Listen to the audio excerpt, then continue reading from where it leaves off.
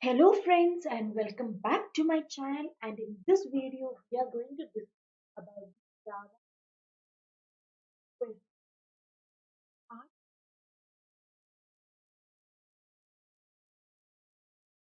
So for you guys, let's start with the question.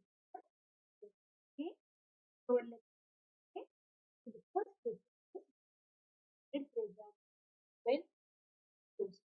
Threaded programming is normally used when a program requires to more than one thing. Threading is often used in applications with graphical user interface. A new thread may be created to do some processor-intensive work, while the main thread keeps the interface responsive to human interaction. The Java programming language has threaded the programming facility built in, so it is relatively easy to create the threaded programs. However, these threaded programs introduce a degree of complexity that is not justified for most simple command line applications. What is synchronization in Java? The synchronized keyword is used to avoid the deadlock condition. If threads are trying to access the same method, only one thread is allowed in the method. The second thread has to wait until the first thread completes the execution of the synchronization method. Why wait, notify, and notify all methods in, defined in object class? These methods are detailed on the JavaScript Software Development Kit Java doc page for the object class. They are to implement the threaded programming for all subclasses of an object. Why not override thread to make runnable?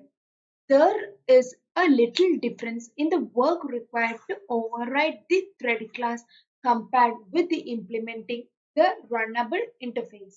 Both require the body of the run method. However, it is much simpler to make an existing class hierarchy runnable because any class can be adapted to implement the run method. A subclass of thread cannot extend any other type, so application-specific code would have to be added to it rather than inherited. What is the difference between a thread and a process? Threads run inside the process and they share data. Once the process can have multiple threads. If the process is killed, all the threads inside it are killed. They do not share the data. Can abstract class have constructors? Abstract classes can have constructors, but you cannot access it through the object since you cannot instantiate the abstract class.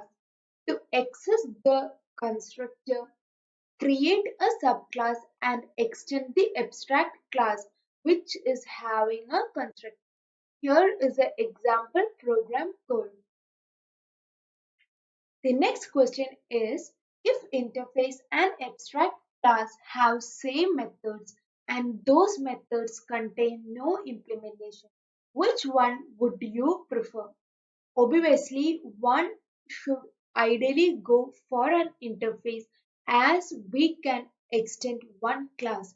Implementing an interface for a class is very much effective rather than extending an abstract class because we can extend some other useful class for this subclass. What is the difference between an interface and an abstract class?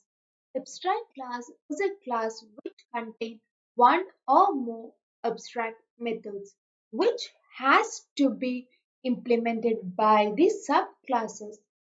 Interface is a Java object containing method declaration and doesn't contain the implement. The Classes which have implementing the interface much must provide the method definition for all methods. Abstract class is a class prefix with an abstract keyword followed by the class definition. Interface is an interface which starts with the interface keyword. Abstract class contains one or more abstract methods, whereas interface contains all the abstract methods and final declaration. Abstract classes are useful in a situation that some general methods should be implemented and specialization behavior should be implemented by a child classes. Interfaces are useful in a situation that all the properties should be implemented. The next question is why multiple inheritance not possible in Java? It depends on how you understand the inheritance. Java can only extend one superclass but can implement many interfaces. That doesn't mean the multiple inheritance is not possible. You may use interfaces to make inheritance work for you, or you may need to work around. For example, if you cannot get a feature from a class because your class has a superclass already, you may get that class's feature by declaring it as a member field or getting an instance of that class. So the answer is that multiple inheritance in Java is possible. This class here below is given the code, okay, will be used by various threads concurrently. Can you see the inheritance faults and how would you improve it? So here is the program code where we have improved it, okay. The next question is the counter is a static variable which is shared by multiple instances of the class. The increment method is synchronized, but getCounter method should also be synchronized. Otherwise, Java runtime will not guarantee the data integrity and the race conditions will occur. The famous producer or consumer example listed at the Sunspread tutorial site will tell more one of the solutions. Okay, so this is the solution. What are the drawbacks of inheritance? Since inheritance inherits everything from the superclass and the interface, it may make the subclasses too clustering and sometimes error prone when dynamic overriding or dynamic overloading in some situation. In addition, the inheritance may make peers hardly understand your code if they do not know how your superclass acts and add learning curve to the process of the development.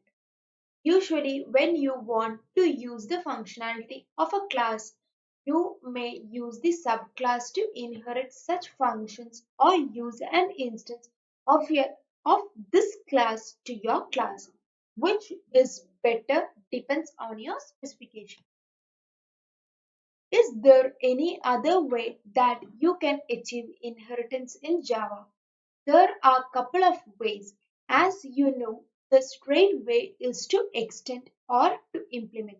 The other way is to get an instance of the class to achieve the inheritance.